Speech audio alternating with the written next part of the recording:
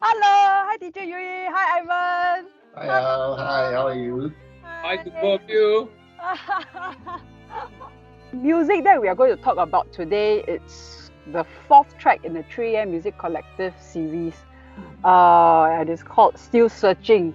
And Still Searching was composed by Dr. Kelly Tang and performed by teacher Yui, our first violinist of Tang Quartet. What? My teacher ma. And and Ivan, classical violinist, and myself on the viola. So today we are talking more on Still Searching, how this Still Searching is part of the 3M Music Collective story, and how this music is going to help people with troubled minds. So maybe to kickstart, perhaps teacher Yui and Ivan can share a little bit about your music background. Hi everyone, I'm Yu Ying from the Tang Quartet. I play the first violin in the quartet. I've been in the quartet for 28 years now, playing the violin for more than 40 years. I started when I was... I didn't start playing the violin. I started scratching the violin when I was, I think, 5.5. I was away under SSO and PSC scholarship, 86 to 90. And then upon my return, all the scholars had to serve a year bond. And this in 92, then we ventured out in playing our first concert together. The initial few years, we didn't get to travel too much because we had our job with the SSO. And it was after 5 years, we felt that we needed to improve ourselves as a group, also individually.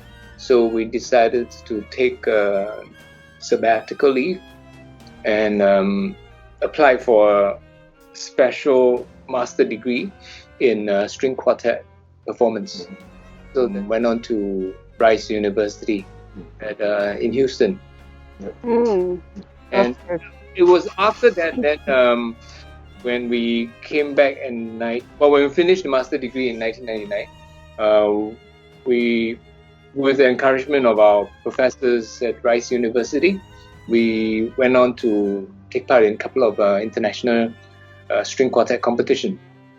It was the one that we did in Weimar in Germany, the International Joseph Joachim Chamber Music Competition, where we got lucky. We got a third prize, and we also got a special jury prize for the best interpretation of a modern piece.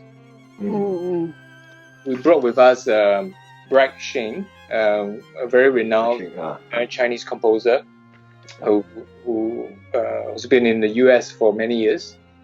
We brought his string quartet number 3, and I guess we did okay to garner ourselves a special jury prize on that piece. So for me, that competition was quite meaningful to us. Our first little milestone of giving us that push to stay on course to become a professional string quartet. Another competitions, well, actually, I personally have gone to quite a few competitions growing up. In fact, Che and I, we grew up together. We were very close. We studied. We had the same violin teacher to start. Our teacher sent us to the national music competition over those years in the 80s.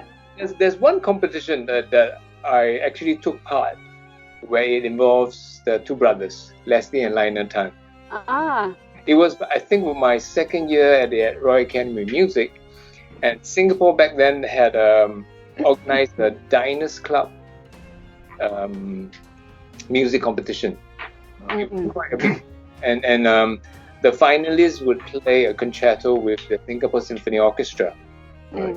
So Leslie and Lionel took part as well, and I sent my tape while I was still studying, and then I got accepted and to the final round. So down to the 3 finalists. It was me, Leslie, and Lionel. We were competing fighting for the first place. So violin and cello. And Lionel got the first prize. And I think Leslie and I shared the second prize or something like that. Oh, Hey, wow. Okay. It was quite a meaningful competition for us. For starters, I am not a professional musician. I am a writer by profession, an author, as well as a former journalist. I was fortunate enough to manage the town quartet at one point, sometime in 2000. Yeah, it was a very fun part of my life. My first instrument was actually the violin when I was 7 years old. Yeah, but I never learned it to any level of proficiency. As what Yu Ying has said, I just learned to scratch the strings a bit. I never actually got beyond that. For about 10 years old, and I came across and my mom suddenly had this great idea to start me on the classical guitar. Right, that was at the Plaza Singapura, and she saw this shop that had a row of classical guitars and decided that I would be that instrument would replace the violin. But I understand you did take part in competitions as well. So the thing is, it was very different when I started learning the guitar. I had this teacher who was very nurturing, was very encouraging. I think when I was a kid, I wasn't very sociable. I was very shy, and I didn't mix around very much. So whatever I knew was what my teacher told me. You know what I mean? He told me, you're very good. And I went back home and told my mom, my teacher says I'm very good. Yeah? So you grew up thinking you're very good. I suppose the ultimate test came when he sent me to competition, right? And there was a Singapore Guitar Festival. When I was 13 years old, I took part in the first competition. And then the thing is, when I went there, I was shocked because we didn't come from a very well-to-do family. So I had a guitar that was a very cheap instrument. It was like $70 we bought, and I thought it was good enough. But when I went to competition, I got a shock of my life when I saw all the other competitors were carrying expensive guitars in beautiful cases. Many of them were older than me, and they were like, who is this kid? So I went into the heats, right? And I was playing very differently from everyone else. I noticed that when they went up there, right, despite their very expensive guitars, I knew that when I listened to them, I felt that, I was at least on a par with the best of them. When I was already in the finals, my teacher said, okay, now I'm going to give you a better instrument. Okay, he lent me one of his guitars. There was at least a handmade instrument, and he said that would have the projection for the concert hall, because we played in the Singapore conference hall at the time. I think that it was quite important training, because I felt that when I was going through that training, it wasn't fun at times, because I wanted to do my own thing. I wanted to play my own pieces. The good part about having a very humble instrument at that time was that I was forced to play beyond the performance of the instrument. Thank you for the both of you for sharing your journey as well as your background, how you all came about with the instruments. So maybe now we go on to the music itself, Still Searching. So Still Searching is about there's a point in a person's life when they start to accept that they have some mental health problems, and they also realize that they are ready to seek help and receive help. But during the journey of seeking help, they are still looking for solutions, how to cope with the mental health struggles, because it's never a smooth journey. And they also realize that it's difficult for them to share about their journey with their close friends or even maybe their family members, because it's still a stigma, right? To let people know, hey, I'm actually seeking help for mental health issues. It's difficult, so they still feel the stigmatism. They feel like people will look down on them. There's judgments on them. So this music, Still Searching, is about that. So when Dr. Kelly Tang gave the score to the both of you, what was your interpretation of the music? I mean, both of you will have very different interpretations, because like Ivan, you came from very different background with writing, and you had your last teaching when you were quite young, and Yu Ying came from came from university with vast knowledge of theory and history of music. So what was your interpretation of the music?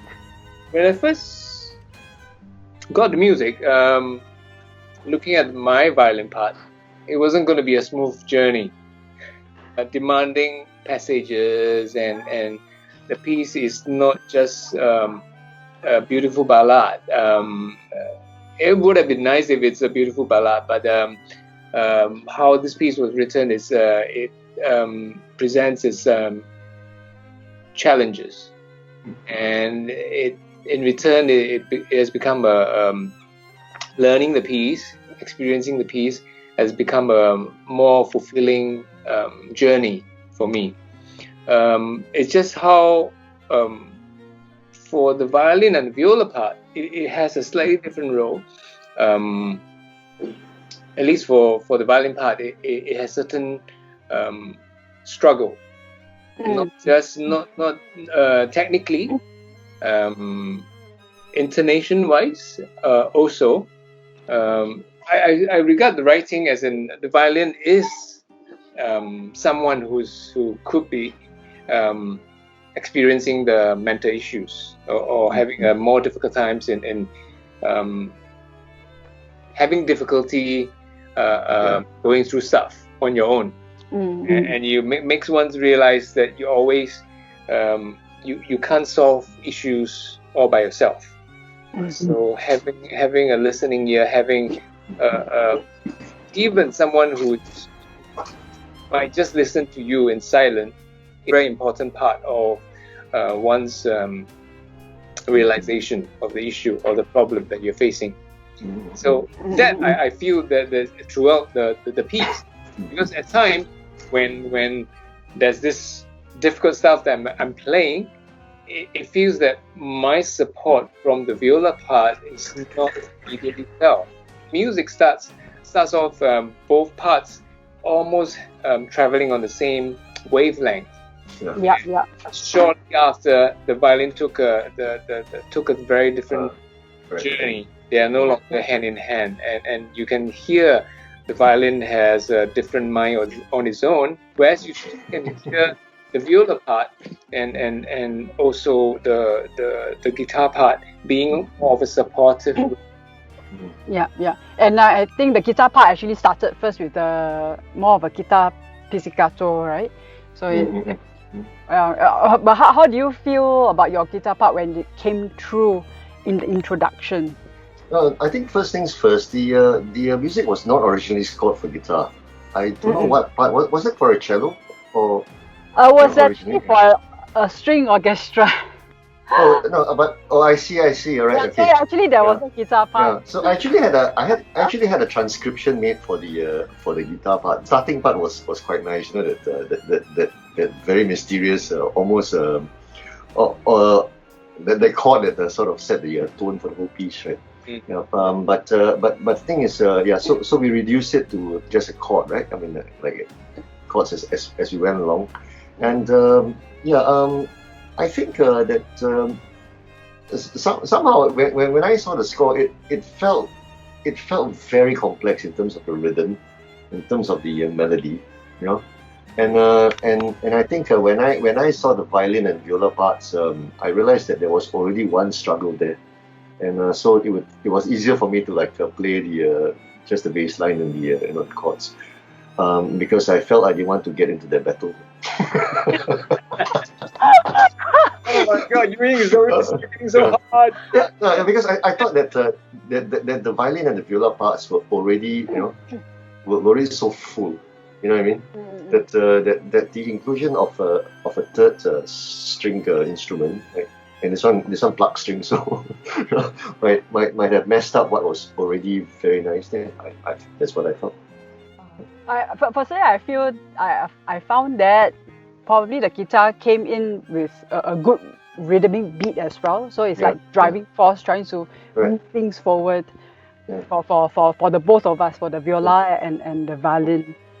Yeah, but I must also totally agree with Yu when he said, initially I think the viola and the violin part was like violin had a mind of its own. It was moving off to a certain direction. I saw the score. I felt that the viola part was like, if we take it as an analogy, it's like a caregiver's role, trying to soften the impact of somebody who is going through mental health. So there's this interesting part in the piece that the viola part has very similar writing in terms of a certain passage that the violin had already experienced. Yeah.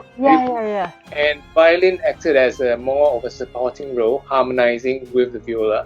So it's almost like that journey, that part of the journey, it's like the so-called caregiver, like you mentioned, share his or her own experience in certain issues, and the violin becomes a absorbing role and listening role.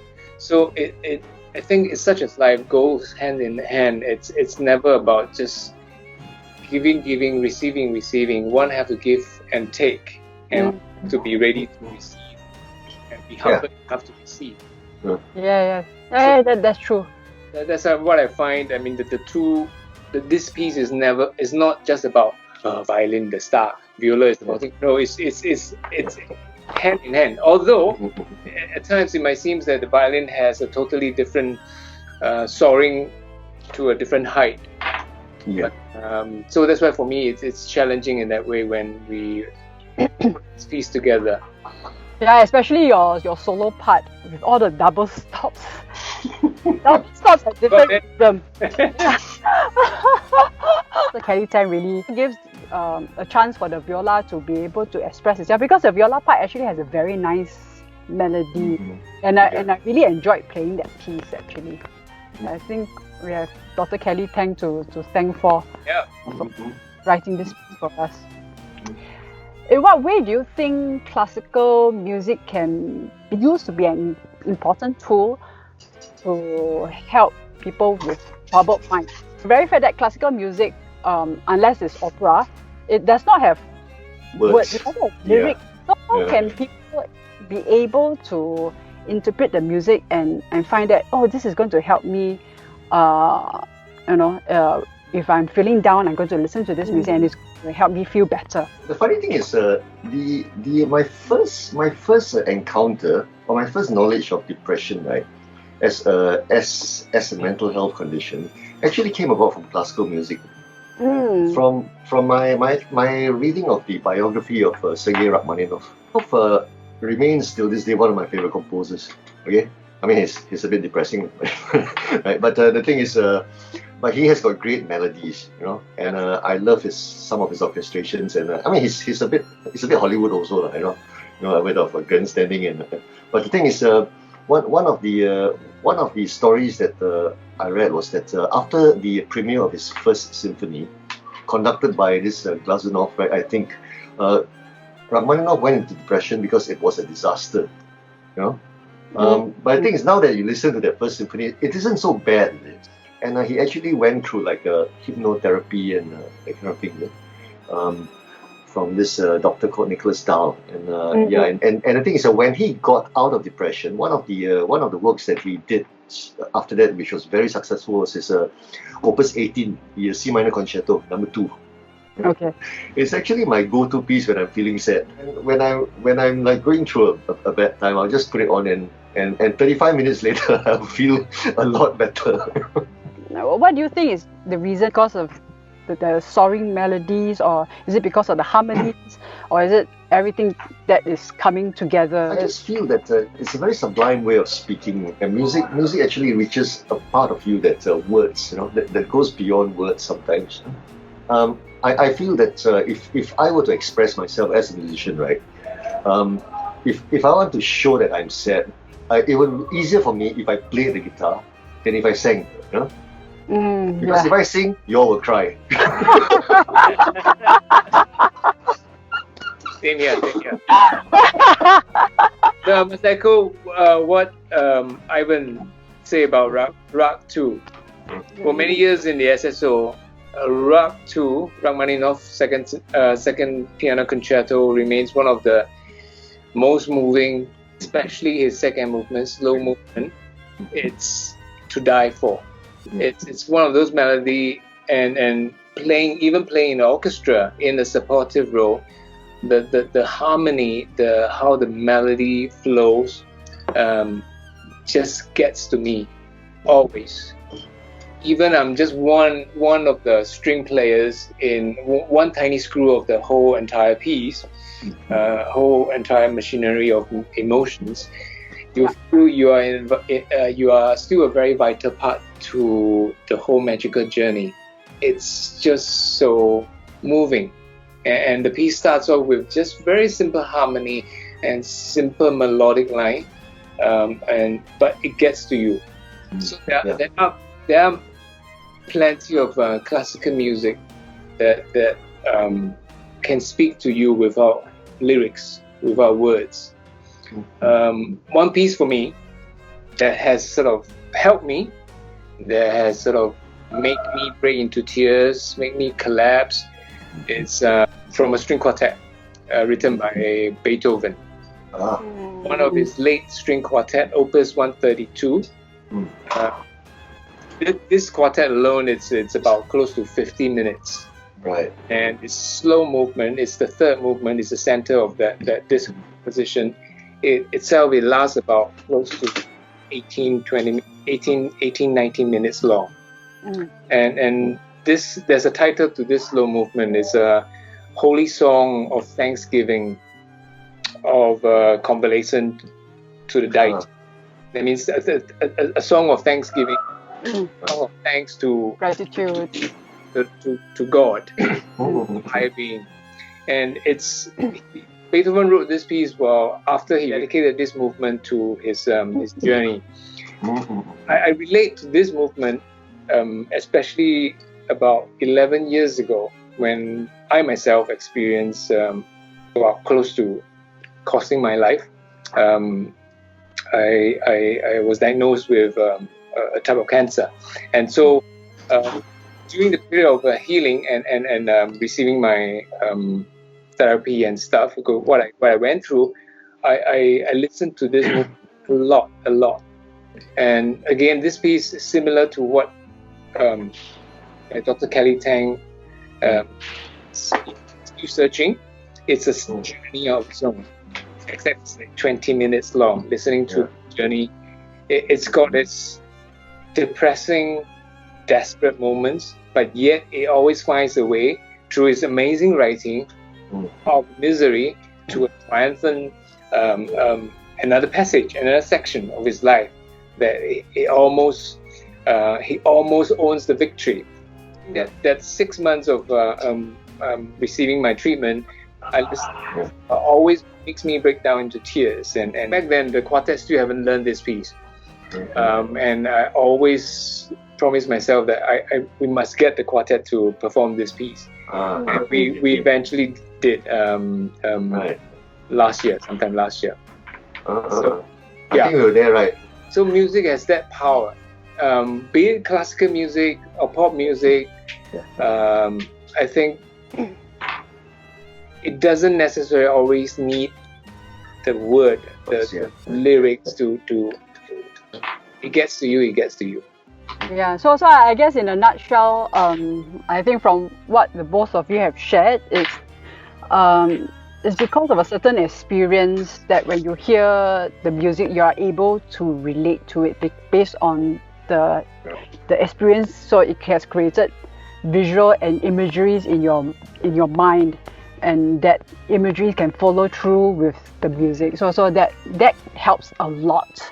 So hopefully when listeners listen to Still Searching, hopefully with whatever experiences that they have gone through, and they listen, hopefully the message can get through to them. Thank you for inviting me to this very meaningful project.